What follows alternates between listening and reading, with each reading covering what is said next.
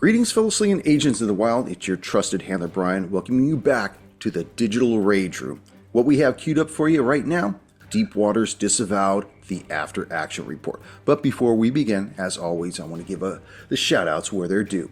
We have over on our YouTube channel, I want to welcome our newest subscribers, Samwise7RPG and RPG Dad. Welcome to the channel. We are glad you're here. Also, we have Henry Anderson, one of our longtime listeners, dropping a comment. It says, "Thanks you all. Nautical adventures for the two hard-boiled operators." Hi, Henry. Thank you for dropping the comment. I appreciate it. And you know what? These two hard-boiled operators, I gotta say, they did an amazing job with this AP this time around. And it kind of makes me feel like it's not such a disavowed, but actually part of the canon. They managed to make this season more of a definitive version of the vision. So remember, if anybody out there wants to find us over on our YouTube channel, it's over at Rolled20. Please subscribe so you could get in touch with us. Leave a comment. I'll be more than happy to give you the shout out. Don't forget that there will be a slight break between the end of this season and when we start rolling out the episodes for Gaslight Disavowed, which will be dropping shortly, but not consecutively. All right, enough said. Let's warm up our dice and top off our glasses. Rolled20 presents Deep Water's Disavowed, the After Action. Enjoy, everybody. Where's that stop button? Ah, there it is.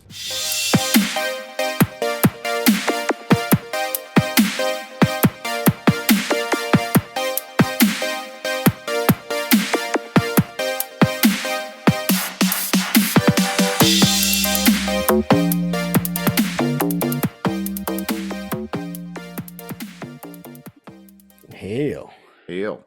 Yeah. Well, I was saying I listened to Deep Waters when it came out. I can't remember how long ago. I think I was coming back from somewhere in Central California where I had like 4 or 5 hours to kill, and so I was like, awesome. And I just played the whole thing, listened to it all the way home, and I don't remember a lot. It was a while ago, so I don't remember some of the details. But one of the things that Sammy and I were talking about is why it took them so long. I mean, yeah, I don't remember them getting too distracted, but apparently they did. I think a lot of it was just they wanted to delve into certain things, but they took a different approach than the two of you did. Like when they got on board the boat, they wanted to go and see the ship. You know what? Let me lead us in and we'll talk about the differences between the two campaigns. Yeah, and then real quick, let's make sure we don't lambast or anything. Just talk about the differences, you know? Yeah. Greetings, fellow slingers. Welcome back to Roll20. It is your trusted handler, Brian, and with me, my hard slingers of yore. Hail. After action report for Deep Water's Disavowed. So let's get into the nuances. Tone, I know you were talking about how there was a difference between when you had originally listened to Deep Waters and what we ran last night. For listeners, we ran this last night, the whole thing from front to rear. What was it that what did you experience on this before we start pulling back the curtain and actually seeing how this thing was built? Well, I had a great time. Sam and I both agreed that we really, truly enjoyed this. It was a wonderful way to spend some time. It actually, I mean, we started recording and then I was like, oh gosh, everybody's looking at me because it's like 5:30, almost 6, going, hey, we gonna have dinner or not? And I'm like, yeah, yeah. You guys go on ahead without me. But it was like so fast, you know, the time went by in the blink of an eye. Yeah, we went through it fairly quick. We did it in 3 episodes. I think the last episode's a little longer than we would have. But I wasn't gonna hold over to a 4th episode. It didn't make sense to do that when we were so close to the end. But let's just go ahead and start pulling this thing apart. You guys both got your notification. You guys had already wound up at the airport and you were waiting to meet Heisenberg at that point. We didn't go into the whole prologue backstory about what you guys were doing. We just jumped straight into the action because this was one of those things that we weren't really going to plug into a timeline. We weren't going to make canon. But it had been so long since the two of you had listened to it when it had first aired that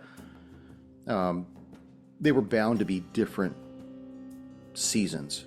like what the previous agents did compared to what you did, they were bound to be different anyways, because your approach to investigations is completely different to how the other players ran it. So that's nothing bad towards them.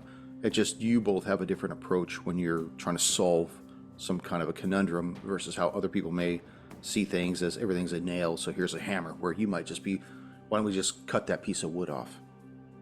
You know, we don't have to worry about the nail anymore. So you guys wound up at the Los Angeles International Airport. Heisenberg filled you in, basically gave you the same spiel that was given previously, talking about the Aqua Fortune, how they pulled something up off the Alaskan Sea. They registered a mayday. They had casualties, and you were already 4 hours against the clock. And then by the time you guys got up there to Anchorage and then flew from where you were to the Alaskan Sea, you had already burned almost half your clock. Talk to me. Yeah, it was pretty frantic. I remember playing, because we played all yesterday for 3+ hours right in a row, and it's like, okay, we got this much time, and then after each episode I'm like, we're getting closer and closer to the clock, and then in the very last episode we're like, shit, we got 4 hours to kill. Yeah, we tied stuff up somehow quickly. And I was surprised at that too. And not wanting to jump straight to the end of this, but when you guys landed and you saw 4 members of the crew coming down the deck towards you guys, helping you guys up, getting you guys back to the wheelhouse, and you realized that the casualties that they had sustained were actually members that had died. The captain, one of the engineers, and the doctor was in a catatonic state. And then trying to get information out of the crewmen, who were very resistant, very reluctant to give you that kind of information. It's like they were holding on to a secret, and when you guys were talking to them in the wheelhouse, you had separated them. Each had pulled First Mate Stevens off to one side, and Adesso had taken Gomez, Tomlin, and Burke to the other side of the wheelhouse. But they kind of led you forward of the wheelhouse. Did you guys notice that? I didn't notice, no. Tone, did you pick up on that? I did not. The reason why was because the map was against the back wall. Remember when I started describing the wheelhouse, I said there's a large map on the back wall with all these pins with the X's and stuff. Yeah. Of the Alaskan Sea, and you saw this and that. They all intentionally led you to where your focus was on them, and you couldn't see the back wall. So you didn't have an idea what they were doing in the sea, per se. Well, I didn't even realize that it wasn't even a real shrimping boat until later on, when it's like, there are no shrimp traps or nets or anything like that. Like I missed that too. Yeah, I didn't even really put that together. Yeah, it totally was not a shrimper. It was registered as a shrimping freighter, but that was what the cover story of the boat was. So yeah, this one didn't leave us a lot of time for investigating, doing one-on-ones with all the people. I mean, we kind of ended up doing that almost, but it was more in the guy when we were in a situation and we were talking to him. We never explored any of their cabins. We didn't, go to the captain's room or the doctor's room, or sorry, yeah, we didn't do anything like that because it felt like we were immediately under the gun for time. And then it also felt that the what's his name, Gomez, just sent red flags for me for some reason, and that one of them was all kind of like, we should have never done. It's like, all right, there's no, he didn't do that though. He was pretty quiet. It was, I think, Tomlin, Burke. right? He was either Tomlin or Burke was very adamant that they shouldn't be there. They shouldn't have pulled this thing up, and Gomez didn't want him to talk. Yeah, he's like, hey, you know what I mean? Like, that's what I mean. I saw that like immediate, like, hush hush kind of thing. Don't tell these guys shit. It like immediately sent tinglies, my spider sense for each, my wolf sense. Now, on the previous session that was run prior, the agents had gone straight from the wheelhouse to the UFO. They Bold investigated. move, Cotton. Totally. And you guys didn't do that. You guys instead wanted to go down and see the doctor and see the bodies, which I thought was pretty bold. Because it's originally written that you. What's that? Self-preservance. I didn't want to go near that shit.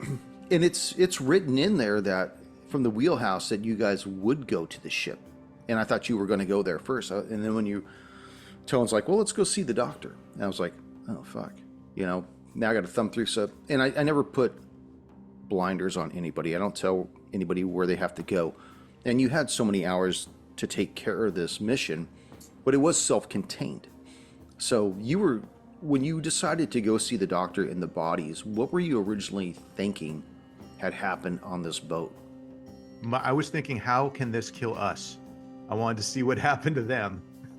That's exactly what I was thinking. I mean, this isn't, you can't play Delta Green like you'd play Dungeons and Dragons. It was, what happened? We talked to the crew, right? Give us the background. They walked into the ship. 2 of them died. 1 of them's insane. Okay, let's figure out what we're dealing with. Was it a ray gun, a radiological agent? What was it? Gas. Yeah. A gas, something. We don't know. Let's talk to the one survivor. He may be able to give us info. He can't. Let's look at the bodies. See if we can get an idea of what it is. It doesn't help us at all. Okay, well, now that we know that the bodies don't give us any indication of how they died, so that's bad. And the way I looked at it in my mind was, stay out of the ship. The ship is open. If anything's going to come out of it, it's going to come out. Okay, we can deal with it once it's out because maybe the death trap is inside it. So yeah, that's what I thought. That's what I was thinking. Sam and I were both on the same page without even having to say it. Yeah, Don't go into the ship. I didn't think there was anything running around the ship. I didn't know nothing about no alien running around causing havoc and shit. I thought it was the dudes went in there, saw something. The closest ones died, and the third one went insane. So I'm like, okay, we don't need to go there. And my whole thing was, I don't need to go into the ship.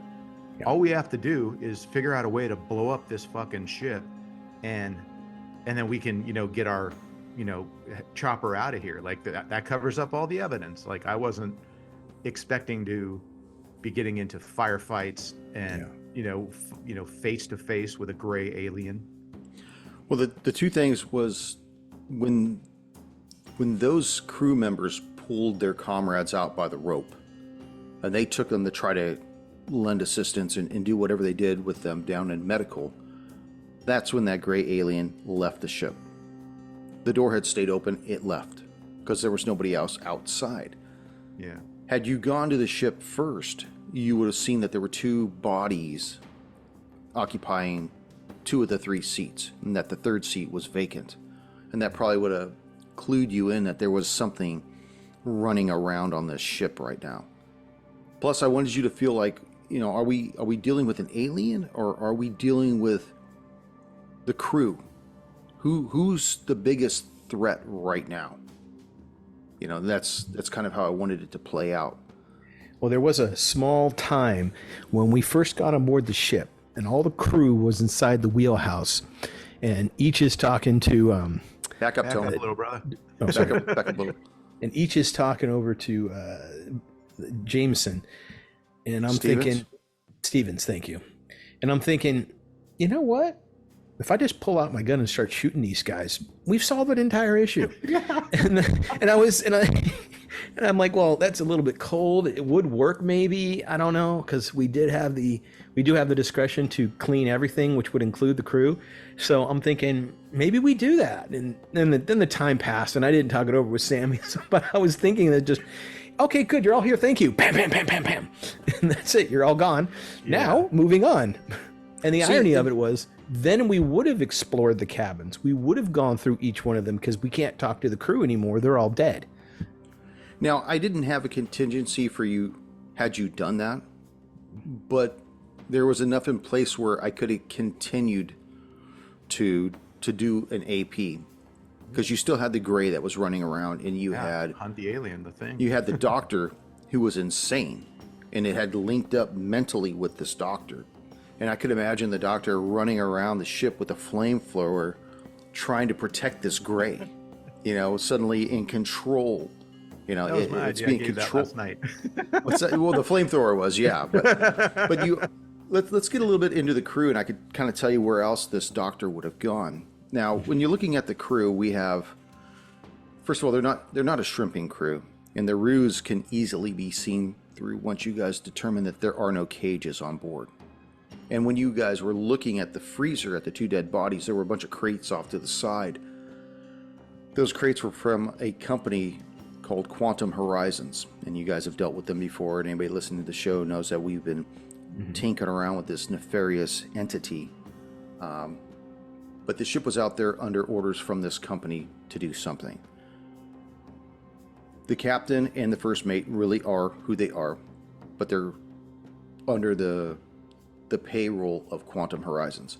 All the other individuals are scientists, except for Gomez and Gru, who go down as engineers, but they're really more mechanics, meaning they're killers, basically. And so had you gone to either one of their rooms, they each had footlockers filled with weapons, grenades, C4, all the stuff that you would have needed, or all the stuff that the doctor would have used had he gotten loose. So, and I did toy around with that idea when we were playing last night, that maybe I should have that doctor get loose, because we're starting to drop a lot of people, and I kind of wish I had 8 crew members instead of 7. And I was trying to strike a balance for a 2-man agent team to run through this thing.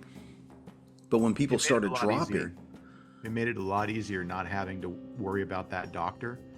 When we saw that of course he could always become untied somehow, or the alien could untie him. But when we knew that there were 7 people on board were there, and then 3 of them were incapacitated, then 4, then 5. It's like, well, we know it's not you, Stevens. There's only another guy running around, you know, or whoever the Tom, what's his name, Linus Tomlin guy was. Yeah, but Tomlin was with Adesso, wasn't he? No, I was with him up in the wheelhouse. Who did you? Oh, you went down there with Stevens. You went down. Yeah, Stevens and I went down there because he was guiding me to the engine room. Because once we found out that all the controls were destroyed, I'm thinking the next stop would logically be the engine room. Cut the power, cut the means of propulsion, and turned out to be right. We go down, and that left Sammy alone with Tomlinson, who was still in the wheelhouse. Just like, dude, I didn't do this. It's not me, you know. I liked that exchange. I wanted this paranoia to kind of really come through. Like, I didn't do this. You know, how do I know where you guys were? Mm-hmm. You know, you guys are new to this ship, and now the ship's all fucked up. And, you know, and you're yelling at him, and he's yelling, no, it's your fucking fault. And it's going back and forth. I wanted that paranoia that you couldn't trust anybody, and that was where his mind was at. He couldn't trust you. He didn't know why you guys came in. They sent out a mayday, and they still haven't received help yet. But instead, they get a chopper that drops off 2 federal agents, supposedly. For all they know, they could be more hitmen sent to clean the ship. Well, the thing that threw me at first, and I listened to the original Deep Waters today, and I found out the answer. Because I was like, okay, if this thing is like, you know, a private enterprise, and as I found out later, they had their own helicopter, it's like, why did someone call the Coast Guard? Why would they do that? But if the captain and first mate weren't part of this, they were just hired on to do this, I guess that's what Stevens would have done, is call the Coast Guard, breaking their little protocol, but not one that he wouldn't be. That's what he would normally do. But is that how it was in this? Did Stevens make the call, and then they, like, it leaked out or something? They told him not to, and then he did it? Well, he was the one that made the call. And of the 2 individuals that are in command of the vessel, the captain and the first mate, he is definitely the weaker of the 2. The problem is that when they brought this thing up and they started suffering casualties, in their mind, all bets were off. This company, Quantum Horizons, can't pay me enough to stay on this ship any longer. They're the ones that broke the radio silence, because they're like, we need to get off this boat now because we need help. meaning that Right. we're You gotta not be alone alive to on get this paid. ship. Yeah, you got to be alive to spend it. There's no way. I mean, they've already lost 3 men at the same time, right off the bat, and they're like, Yeah. and now this thing's running around. Hey, Yeah, you know, I didn't know we who need made some the help. call, We need though. some That's help. Come get us off. Yeah, like I didn't realize that the setup. I learned more about it. Well, of course, now after the after action report, but when I re-listened to the first episode or the first Delta Green, I'm like, oh, Stevens made the call. Okay, then oh well, and I think some of the play, like the Gomez guy, I think he was like constantly just missing. Like they never really talked and he was always gone. So I'm like, oh, I would have raised red flags for me too right there. And see, I have to use these NPCs a little different with you guys because you're like me. You're very suspicious of everything. You What do you read mean by into that? Yeah, see, Tone, you're muted, by the way. There we go. I think by accident. You know, we read into everything that we're doing, and if something's laid out, it's almost like Chekhov's gun, for lack of a better term. If you're going to pull something out, you know that it has to be used. So there had to be a reason why the door was open on the ship. There had to be a reason why this guy is wandering around, nobody could find him, and why shit's breaking down. Well, this guy is he's setting up satchel charges throughout the ship to scuttle the ship. Basically, he's probably going to scuttle it before you guys get an opportunity to do it. Only he's got to ride out of here. You guys still have to wait. You got to wait your time out. And then what are you going to do? See, when you talk about Chekhov's gun, when you said, yeah, you're walking into the freezer and you're passing boxes, and I was like, oh, what do the boxes say? Too dark. And I'm like, this is something I should be exploring, but I'm more interested in looking at the bodies than the boxes. So I'm just going to slide on by it. But yeah, if we had killed all the crew, and by nature and of extension, we would have killed the doctor too. He's over there going, ah! I was like, all right, you can't answer questions, so pow, you're done. There would have been no opportunity for you to have him freed because we would have disposed of him. There would have been no sense leaving one guy insane because it's a loose end. What if he? But then there would have been 5 aliens, dude. Come on, we can't win. Well, that was just a thought to me. And then, I mean, you wrote this thing so well that even if we'd killed all the crew, we still would have had all the answers in exploring their stuff. We didn't need to talk to them. It was an alternative. It was a fallback position, really. I was just thinking that because this may be a simpler way of going about it. I don't know. It did occur to me, and it fits in with with Adesso's character. Like, yeah, we have unlimited discretion on what we're going to do. And if I can't determine whether or not you guys know what I think you should or shouldn't know, well, then the safest thing is to clean you too. And the boat's going down, so all of you are going down. So might as well just do that now. It solves a lot of problems later, because here y'all are. Everybody's here, good. Bang, bang, bang. And then talk to the doc, he can't speak, bang, he's done. All right, well, now what? Let's go for... Ask the dead guys. They don't answer, shoot them too. Yeah.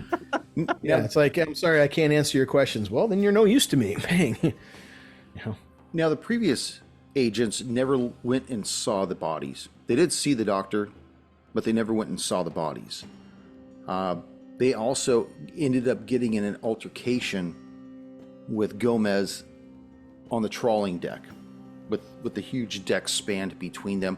And that's when the whole dialogue went back and forth and stuff, because I really wanted some of that exposition to get out there. That, you guys left no room for that. Not only did you inspect the dead bodies and start moving around through the ship and doing other things, but when Tomlin and each were leaving the wheelhouse and you told him to go first or whatever, and he's like, fine, whatever, and you see this red dot on his chest extending out, and then it went off like that, and it was like, okay, you know, let's see what happens here, and we will catch up with you on the next episode. And I had rolled a 24, so I rolled, you know, that's basically the damage because it missed the lethality aspect of it. We started the next episode, and he died. He was dead. Only now, What would have happened if each had gone first? he still would have been shot at. He might have survived it though, but he would have been shot. Somebody was Probably going have to more get hit shot. points than the scientist kid. Yeah, he had 6. That was it. I mean, these guys they're paper mache. Yeah, I would have double. I have 14 hit points, and I had only lost 1 because the deck claims everyone in this AP. I listened to the previous one. Agent Ramirez coming down. Whoop! There goes the ankle, just like me. Yeah, yeah. Everybody kind of gets tweaked on that. And I wanted to show you that it's cold, it's wet. This ship is bobbing. You know, it's to be on the outer deck is just as dangerous as whatever may be moving around in the corridors. So the whole thing is like a lion's den, and the whole thing is hungry. So, but yeah. I would encourage any handlers that run this in the future, try not to get your agents in a position where they may want to off all the crew members at the same time. don't leave them that opening. Yeah, because the thing is, only one of them would have been armed, right? Gomez? Yeah, only Gomez was armed. And he probably would have said, fuck those guys, and he would have shot and ran. And so we would have killed the first mate and then Tomlin and Burke. So there'd still be Gomez running around, you know? Right. So it's like, it'd be the same situation. But while you would be running around with him, yeah, well, you're running around trying to get him in the dark, because as he starts shutting things off and you start moving by flashlight, eventually you're going to turn a corner and that alien's going to be face to face with you. Yeah. You know, and that was the whole thing, was I wanted it to be more of a, you're looking for a human, then all of a sudden this thing pops out and you're like, I totally didn't expect that. You're right, you didn't. I make a sanity save, you know? I didn't realize there was a live alien running around. I figured it was in the ship, and that's what killed the guys or something like that. So that was the last place I wanted to go. And so, yeah, it actually worked out really well. Like, once again, listening to the first version of this, what was really exciting about that, we didn't get to experience it, thankfully, was the ship was detonating when they were trying to get out. And that was a really cool element of this that I am very glad we didn't have to deal with. They also were able to, I don't know, somehow save the lifeboats when we got to the lifeboats, when we started seeing all the flares and the flashlights missing. We checked the lifeboats. They had been smashed up. You know, I assume that was Gomez that got to everything before we could. And then and Odessa was great. He's like, we got to get to the engine room. And like, that was like, yeah, if anything, if he's trying to sabotage all this shit. Well, we should tell the listeners that not only is Odessa a naval man, but Tone himself is from the Navy. So he knows all this shit. And I got to try to be as tight as possible so I don't I don't want to disrespect the man, the brother. Not at all. No, you can't. That's never going to happen. Never happen. Too good. Shut up! He's too good to me. I'll drink to it, though. There we go. Is that your apple juice there, handler? But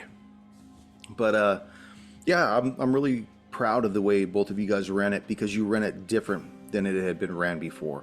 And I think that I said something about it last night about how, when we finished up, how proud you guys make me, just the way you keep me on my toes. I mean, it's only like 13 pages long, this AP. And that's with the people, that's with the schematics of the boat and everything else, and the title page. But at times I was flipping through this thing trying to find information that you guys wanted right before it was scheduled to be out. And at some point, I think I just put it off to the side. I was just like, okay, we're done with whatever's on the boat.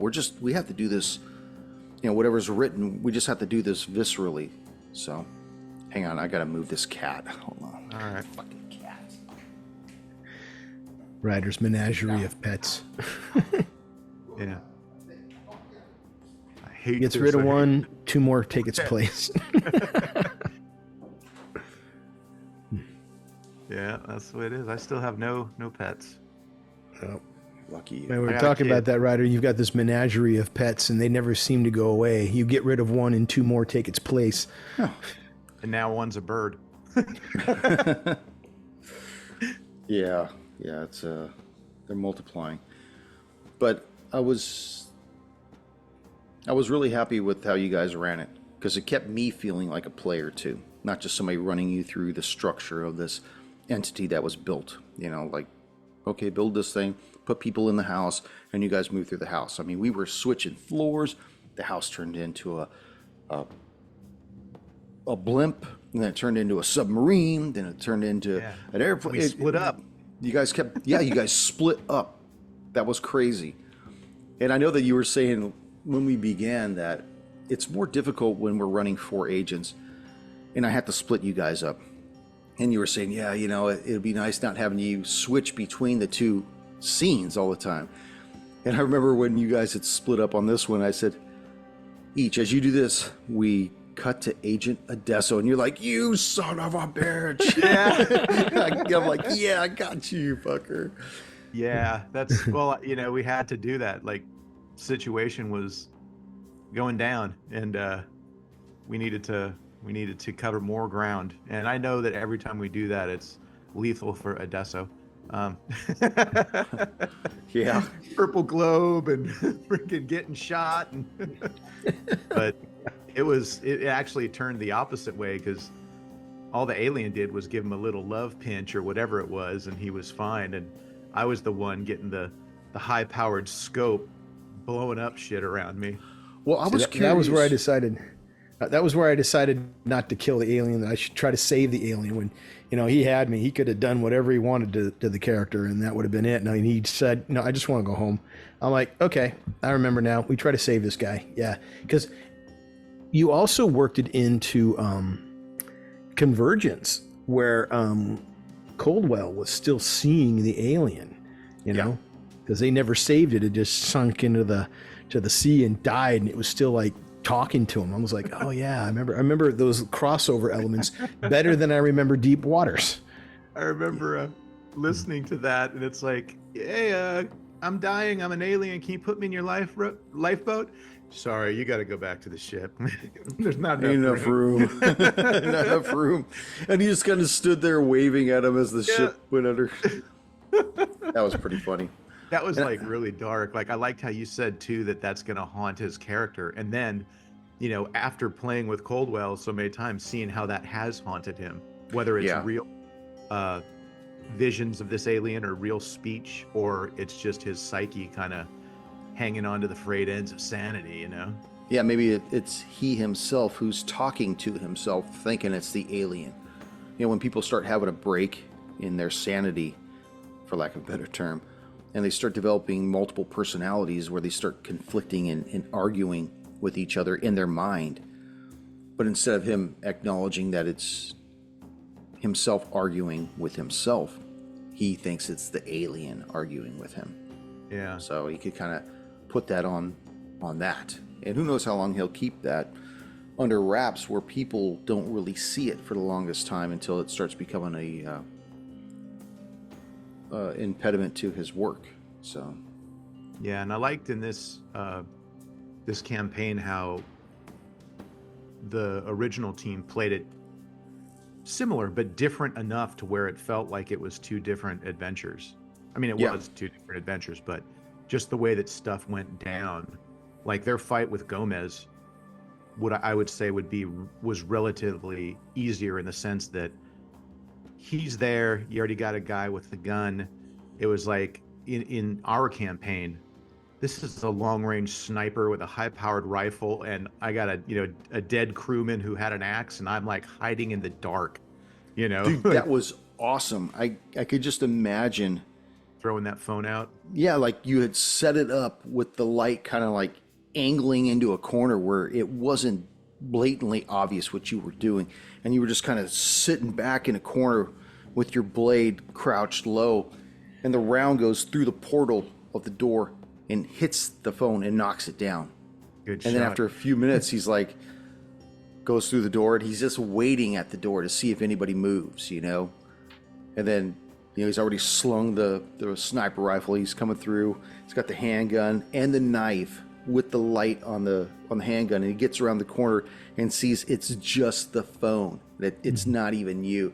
And then it just, I mean, dude, that was awesome. Talk about game over at that point. Yeah. It's funny because unfortunately unfortunately for him, I hit both times. I would have liked to have seen what would happen if I hit once and missed once.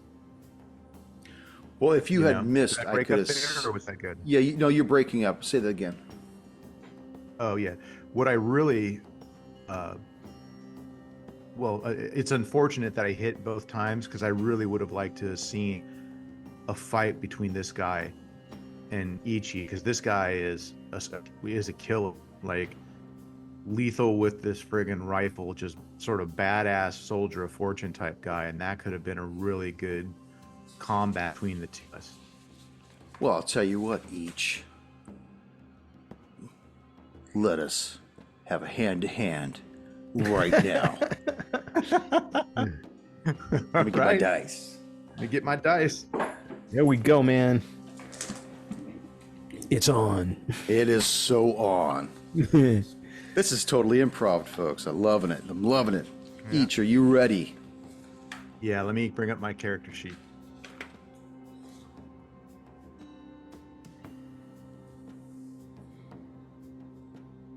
How are we doing this? Starting far apart with weapons or what? I'll lead us in. You ready?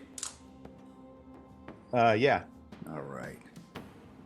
Now, obviously, the AP is done, but in a tangent universe, you're hiding down in the darkness, Jack Blade triggered up, waiting.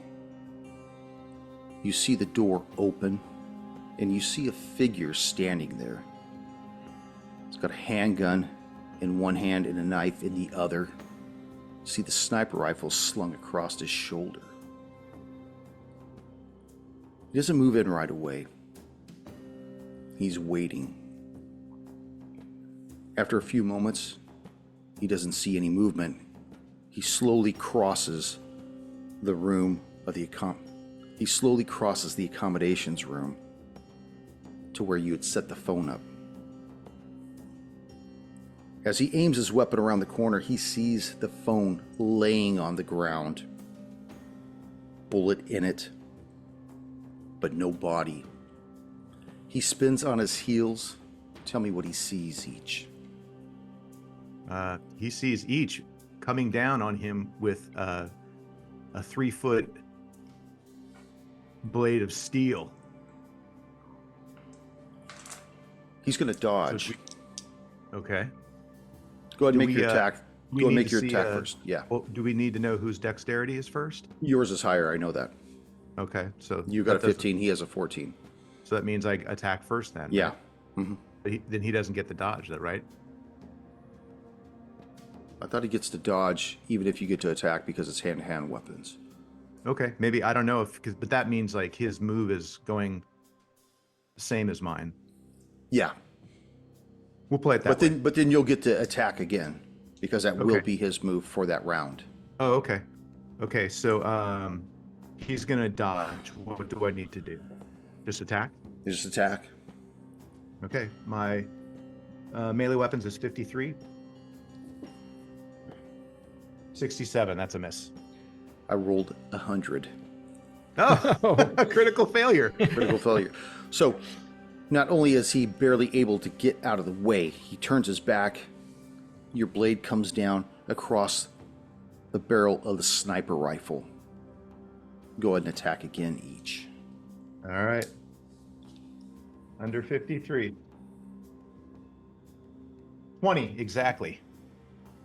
For 10 damage. One better than last night. Damn. I did double 9s last night. Now, I could try to dodge again, but I'm not going to. Oh, bring it, knife.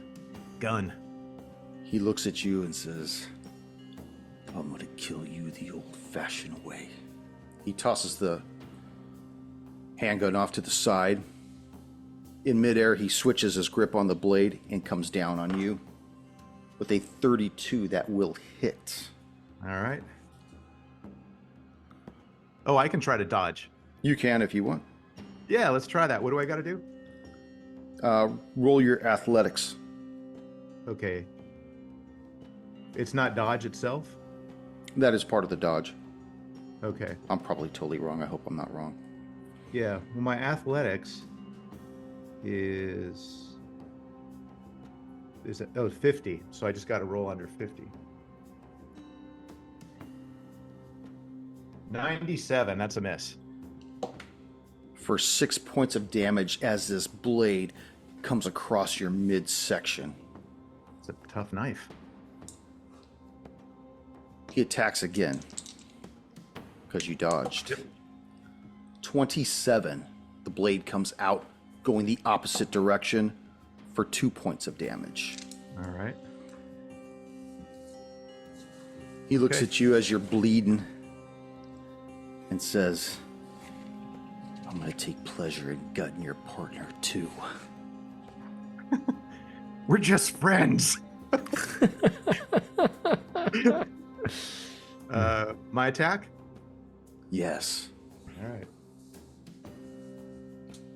That's a 14. Oh, shit. Is he going to try to dodge? He's going to have to. He doesn't. Okay. We'll need to drink the lust of this And it's a whiskey. fucking 10 again. Oh. I one-upped it each time from last night. Holy shit. And he got some blood, though, this time. He's bleeding heavy. He sees you bring this sword again, and he tries to move. Underestimating how much blood he's already lost, he kind of lumbers in his execution of this roll. And unfortunate for him, your blade catches him right across the throat, severing his head from his torso. Gomez falls to the deck of the accommodation suite. Oh, he had a damn good knife. What is that, a 1d6? 1d6 plus 1. Oh, damn. Ooh, +1. Huh. That's because Yeah, of his ability, though. Oh, my Tonto's the plus 1d6. ones. Yeah. Yeah. It's just a blade.